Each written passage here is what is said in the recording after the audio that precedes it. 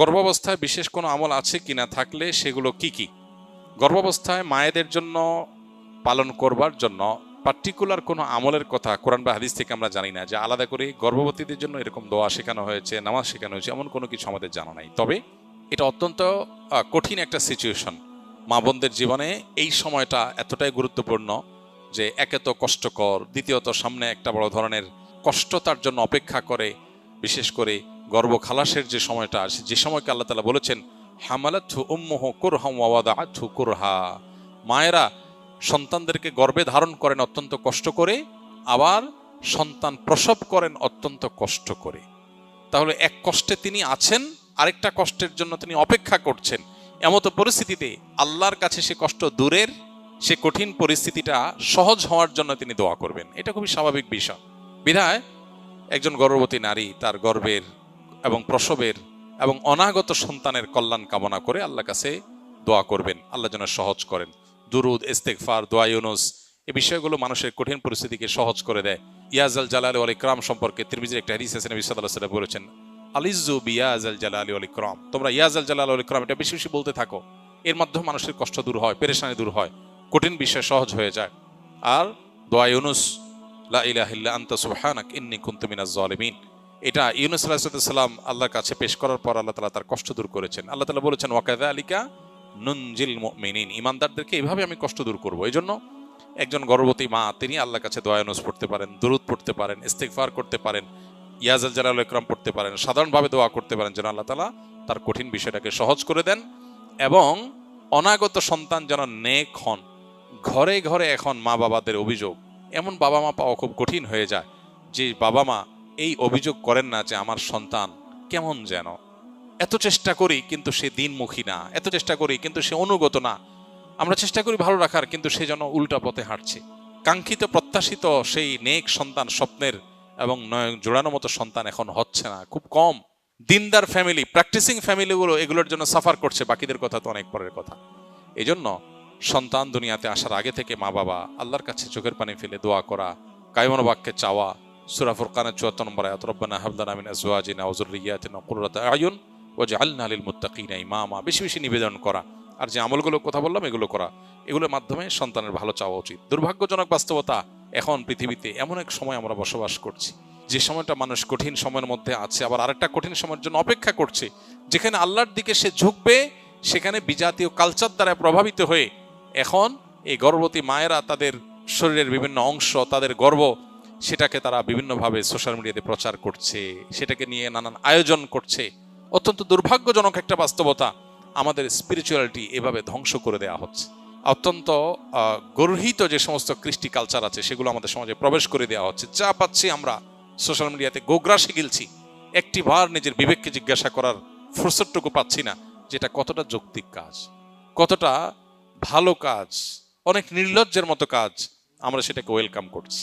বিশেষ করে এই গর্ভাবস্থা মায়েদের এটাকে নিজের গর্ভের অবস্থাকে প্রকাশ করা, ছবি তুলে আপনার সোশ্যাল মিডিয়াতে পোস্ট করা এবং এটাকে ঘিরে বিভিন্ন আয়োজন করা, এই বিষয়গুলো অত্যন্ত দুর্ভাগ্যজনক বাস্তবতা। আমরা যা করছি তার ফসল আমরা কড়ায় গন্ডায় বুঝে পাচ্ছি।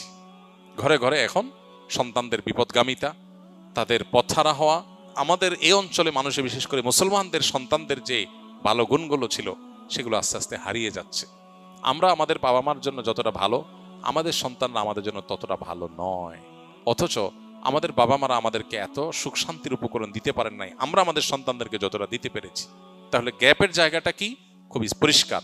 তো এই জায়গাগুলোকে আমাদের মাথায় রাখা দরকার এবং আল্লাহ তাআলার কাছে খুব বেশি রুজু হওয়া দরকার। ফরজ গোসলের সুন্নাহ সম্মত সঠিক নিয়ম কি? কারণ গোসল ফরজ হলে শরীরে বা কাপড়ে কোথাও নাপাক লেগে থাকলে সেই অংশটাকে আগে ধুয়ে ফেলা, ভালো করে ধুয়ে নাপাকটা দূর করে ফেলা। লুঙ্গিতে কাপড়ে কোথাও থাকলে যে জায়গা লেগেছে সে জায়গাটাকে ভালো করে ধুয়ে ওই জায়গাটাকে আলাদা করে আগে আলতো করে ধুয়ে ফেলা, কাপড়ে লাগলে কাপড়কে। এরপরে দ্বিতীয় যে কাজ হবে সেটি হলো উত্তম রূপে অজু করা। এখন নাপাক যেটা ধুইতে বলা হলো, এটা যদি কারোর কাছে চিহ্নিত না থাকে তাহলে সেক্ষেত্রে পেরেশানের কোনো কারণ নেই। যদি চিহ্নিত থাকে, চেনা যায় কোন জায়গা নাপাক, তাহলে সে জায়গাটা ধুয়ে ফেলা। আর যদি হারিয়ে যায়, মিশে যায় অন্য সাধারণ জায়গার সাথে, কাপড়ের সাথে, তাহলে তো কিছু করার নেই। এক্ষেত্রে দ্বিতীয় কাজ হবে হলো অজু করা, উত্তম রূপে অজু করা। অজুর ক্ষেত্রে 2 হাতের কবজি 3 বার ধুয়ে 3 বার কুলি করে নাকে পানি দিয়ে, কুলিতে গড়গড়া করে কুলি করা, এটা ফরজ গোসলের সাথে সংশ্লিষ্ট গুরুত্বপূর্ণ একটা বিষয়। নবী করিম সাল্লাল্লাহু আলাইহি ওয়াসাল্লাম বলেছেন, ওয়াবালিগ ফিল ইস্তিনশাক ইল্লা আন তাকুনা সাইমা। তুমি যখন গোসল করবে, ফরজ গোসল, তখন তুমি ভালো করে গড়গড়া করে কুলি করবে। নাকে পানি দেওয়াটা ভালো করে নাকে পানি দিতে হবে। কিন্তু যদি রোজাদার হয় তাহলে খুব বেশি গড়গড়া করে কুলি করতে গেলে পানি ভেতরে যেতে পারে, সেজন্য রোজাদারের জন্য এটা নাই। বাকি সাধারণ অবস্থাতে আমরা যে ওযু করব ফরজ গোসলের শুরুতে, সেটার শুরুতে আমরা ভালো করে গড়গড়া করে কুলি করে নাকে পানি দিয়ে, এরপর 3 বার মুখ ধৌত করে 3 বার কোণ পর্যন্ত হাত ধুয়ে মাথা মাসা করে, তারপর মাথা এবং কাঁধে পুরো শরীরে পানি দিয়ে ধৌত করে, শেষে বের হয়ে আসার সময় 2 পায়ের গোড়ালি পর্যন্ত এই জায়গাটা ধোয়া বাকি আছে, এটা ধুয়ে টেপে হোক পুকুরে হোক দিয়ে তারপর আমরা বের হয়ে চলে আসবো। তাতে ওযু এবং গোসল একসাথে হয়ে যাবে।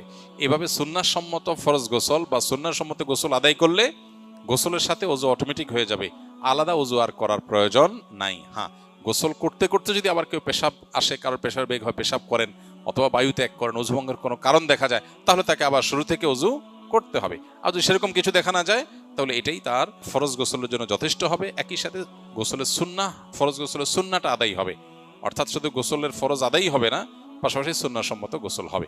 এক্ষেত্রে লক্ষ্য রাখতে হবে শরীরের কোনো জায়গায় যেন শুকনা না থাকে, প্রতিটা পশমের গোড়া পর্যন্ত যেন পানি যায়, সেটা সর্বোচ্চ খেয়াল রাখতে হবে। মনের আশা পূরণ হওয়ার কোনো দোয়া আছে কিনা, থাকলে কি আল্লাহ তাআলার কাছে যে বিষয়ে আপনি ভালো কিছু আশা করেন সেটার জন্য আল্লাহ তাআলার কাছে দোয়া করবেন। দোয়া কবুলের জায়গাগুলো জুমার দিন আসরের পর, ভোর রাত তাহাজ্জুদের সময়, 5 ওয়াক্ত নামাজের পর, বৃষ্টির সময়, এই সময়গুলো দোয়া কবুল হয়। দোয়া কবুল আরো বেশ কিছু সময় আছে, উপলক্ষ আছে, এগুলোতে আল্লাহর কাছে দোয়া করবেন। আর আল্লাহর কাছে যখন নিজের মনের ভালো চাওয়াকে পূরণ করার জন্য কমন কিছু দোয়া আছে। আল্লাহুম্মা ইন্নী আসআলুকা মিনাল খাইরি কুল্লি আজিলিহি ওয়া আজিলিহি। আল্লাহ, আপনার কাছে যত ভালো আছে, নগদ ভালো, দূরবর্তী ভালো, দুনিয়ার ভালো, আখিরাতের ভালো, সব রকমের ভালো আপনার কাছে চাই। এই যে সব রকমের ভালো একসাথে চেয়ে ফেললেন। ওয়া আউযু বিকা মিনাশ শাররি কুল্লি আজিলিহি ওয়া আজিলিহি। আল্লাহ, আপনার কাছে মন্দ থেকে পানা চাই, দুনিয়ার মন্দ, আখিরাতের মন্দ, নগদ মন্দ, দেরির মন্দ, সবগুলো থেকে পানা চাই। তো এইভাবে আল্লাহ তাআলার কাছে অনেক দোয়া আছে যে দোয়াগুলোর মাধ্যমে আমাদের সমস্ত যাবতীয় কল্যাণ আল্লাহর কাছে আমরা চেয়ে নিতে পারি।